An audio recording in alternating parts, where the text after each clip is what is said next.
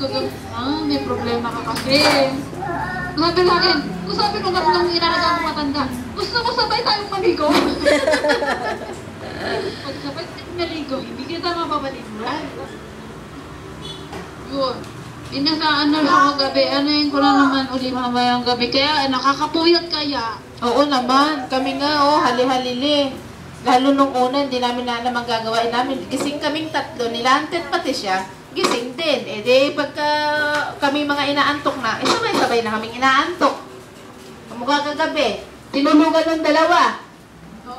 Nakatulog ako kasi luluwas. Bakit? Hindi naman siya makakalabas ng bahay. Ilas nyo. Oo, anong hindi? Nakakalabas. Ano ka ba? Mame, tatayog Nyo ng ano, bumili kayo ng lock na kadena na may susi ninyo. Hindi niya hawakan susi. Kagabi palibas luluwas ka ko. Hindi ako natulog, hinayaan ko sila. Aba,